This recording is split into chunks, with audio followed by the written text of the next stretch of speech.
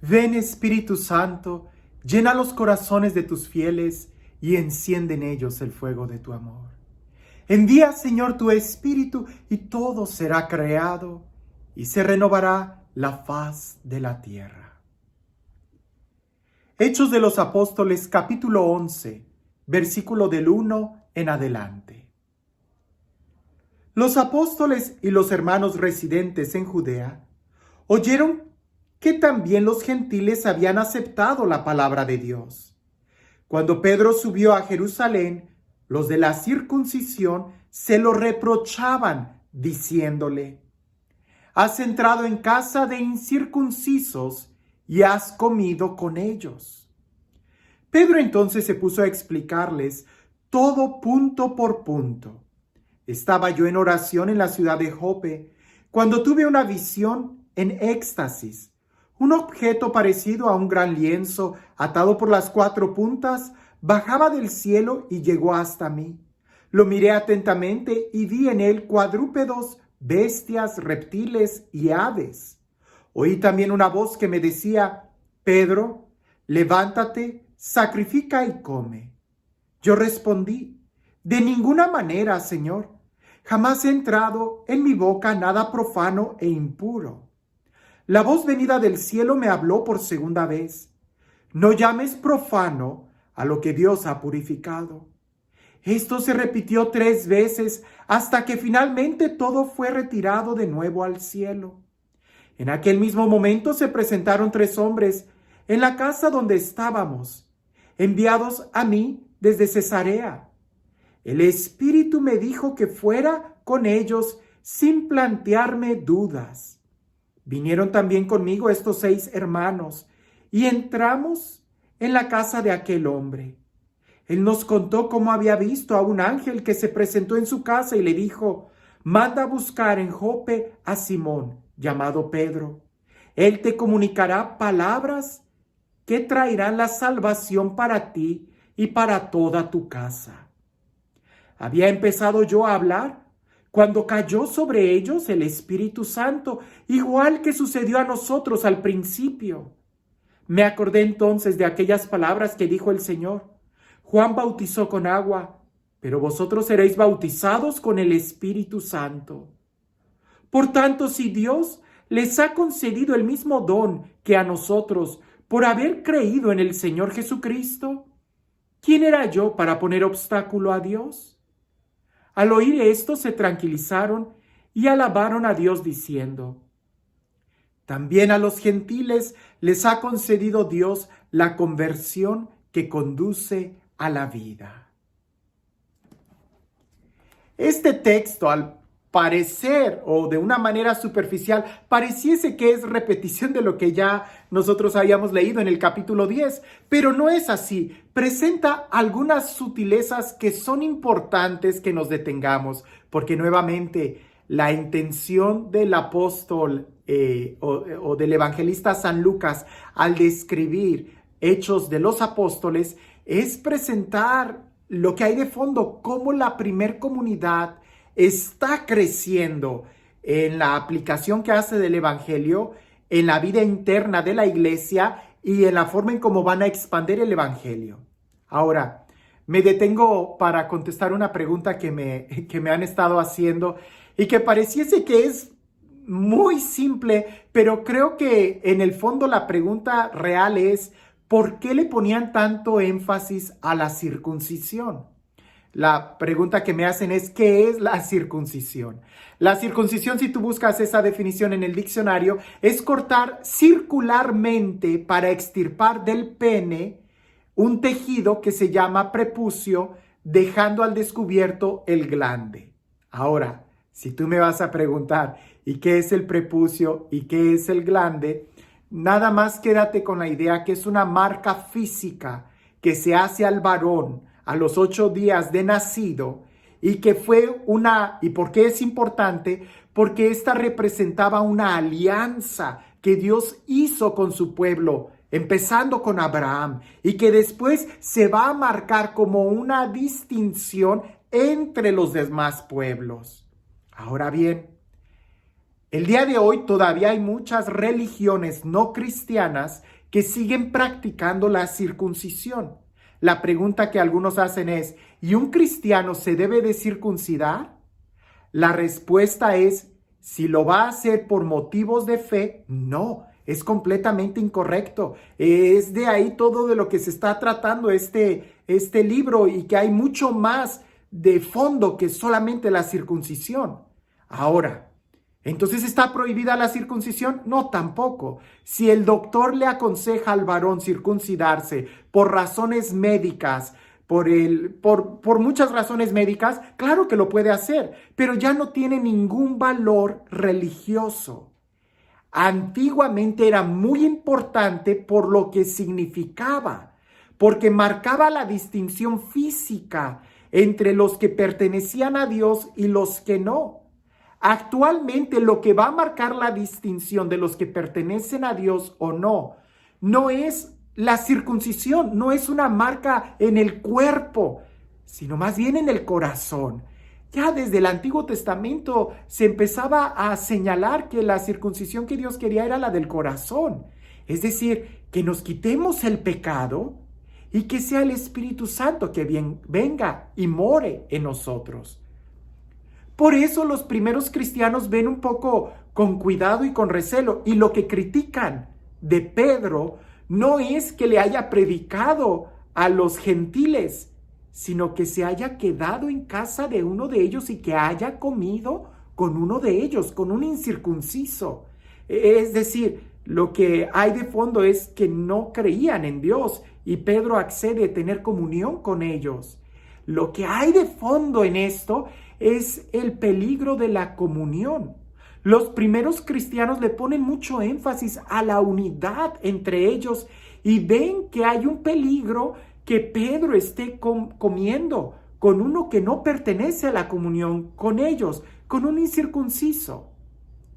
La respuesta que Pedro da es una respuesta muy profunda y no es exactamente igual. Claro, Pedro está describiendo la enseñanza que recibió de Dios, pero pone algunos énfasis, porque el momento en este texto, lo que Pedro está haciendo es confirmar también a los de Jerusalén en la fe. Esa es la vocación que Pedro recibió, el preocuparse por cuidar la fe, la unidad de los cristianos. Esa es la función del Papa.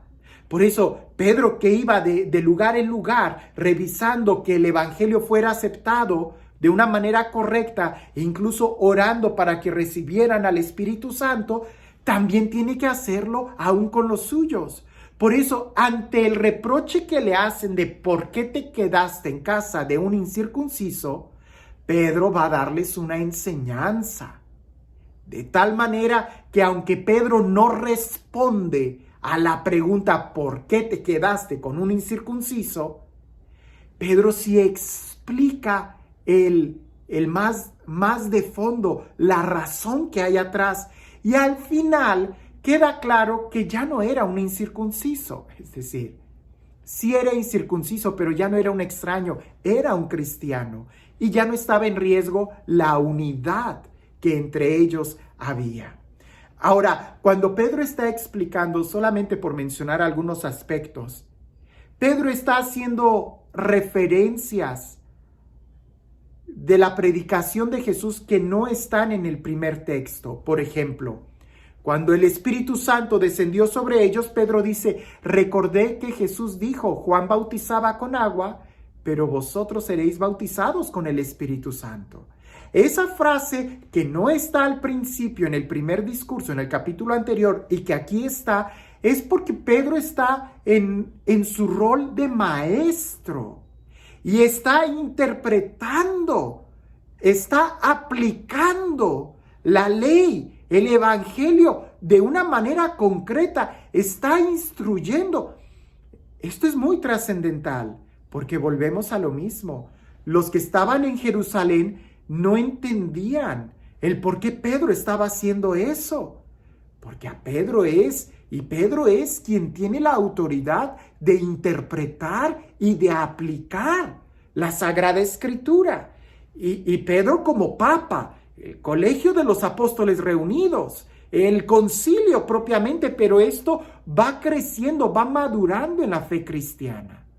Es significativo que para San Lucas, que está escribiendo Hechos de los Apóstoles, no tome en cuenta, por ejemplo, la predicación que se hizo en Antioquía o el bautismo que recibió el eunuco, que al parecer era un gentil. Pareciese que esos momentos hechos por otros apóstoles o por otros discípulos eran excepciones, no era una ley, no era una regla. El que se haya bautizado un eunuco fue como que una excepción. A partir de este acontecimiento que Pedro lo está diciendo desde su autoridad, ya no va a haber excepciones. Ahora parece que es una necesidad el ir y evangelizar y bautizar a todas las naciones como el Señor lo había mandado, que hasta ese momento solamente se veía como solamente entre los judíos, solamente entre el primer pueblo, el pueblo de Dios, cuando en realidad el mensaje estamos viendo, Dios lo está llevando a todos sin hacer distinción. Es importante que leamos esto y que veamos los movimientos que hay para poder entender la importancia primero del texto, de lo que Pedro está diciendo, la circuncisión, los incircuncisos, eso es algo del Antiguo Testamento. ¿Quién hace esa aplicación? Pedro, en la forma en cómo lo está haciendo. Lo de los alimentos y no, eso es del Antiguo Testamento. Ahora debemos de mirar con ojos a través del Espíritu Santo lo que Dios está haciendo en su iglesia y cómo el Antiguo Testamento se está aplicando en este momento en el Nuevo Testamento. ¿Quién hace esa aplicación? Quien tiene la autoridad, no cualquiera. Por eso es entendible que los discípulos de Jerusalén cuestionen lo que Pedro está haciendo, porque ellos no lo veían, no lo entendían, la enseñanza no era de ellos. Es Pedro quien tiene autoridad, quien les explica, y ya todos entran en paz y alaban al Señor, como dice al final el texto. Ahora, algunos aspectos que pudiéramos nosotros aplicar o preguntarnos para profundizar ese texto es: ¿reconoces la autoridad? ¿Escuchas a la autoridad en su enseñanza? ¿Respetas la autoridad? ¿Estás en comunión con toda la iglesia? Estos puntos hay que preguntárnoslos, de aquí se desprenden claramente. Algo que podemos nosotros ver es de que en la historia de estos 2000 años de la iglesia no ha habido papa, no ha habido un sucesor de Pedro que declare una herejía o que diga algo desde la cátedra de Pedro que vaya en contra de la fe. No lo ha habido. Sí ha habido papas muy malos, pero afortunadamente ellos no han abierto la boca, no han dicho nada que vaya en contra de la fe. Por eso es de sorprender que Dios sigue asistiendo a su iglesia y sigue asistiendo a la figura de Pedro aún en nuestros días. Por eso, más y a los primeros cristianos no les dolió tanto el que Pedro haya bautizado a los gentiles como el que Pedro haya permanecido con ellos. Al principio lo que más duele es el peligro de la unidad que la doctrina. Es sorprendente, ¿no? Ya cuando se salva la unidad entre los cristianos es cuando se aclara la doctrina. A nosotros, el día de hoy, me da la impresión que hay muchos cristianos que les importa muy poco la unidad. Y ellos defienden la doctrina a pesar de que están resquebrajando a la iglesia. Vemos que, por ejemplo, un Martín Lutero, que él creyendo y teniendo una fe, una radicalidad en su doctrina, empezó a romper la unidad que había en la iglesia. Y eso es mucho más grave, porque la doctrina se puede corregir, pero la unidad, veámoslo el día de hoy, sigue habiendo un resquebrajamiento muy fuerte en la unidad y eso le duele al cuerpo de Cristo. Los primeros cristianos le ponían mucho énfasis primero a la unidad y juntos oremos y aclaremos y definamos qué es la doctrina. El día de hoy, ¿a qué le pones más énfasis tú? No estoy diciendo que la doctrina no sea importante, por supuesto, es muy importante, pero es también muy importante la unidad. Y estas tienen que ir de la mano, porque mucha doctrina sin unidad, no estamos hablando de iglesia. La iglesia se da cuando en unidad vemos la doctrina, la fe y caminamos juntos como pueblo. Así que reconoces la autoridad, la escuchas, la respetas, ¿estás cuidando la comunión en la iglesia? Son preguntas que nos debemos de hacer cuando leemos este texto, pues Hechos de los Apóstoles se sigue escribiendo hasta el día de hoy. Que tengas un excelente día.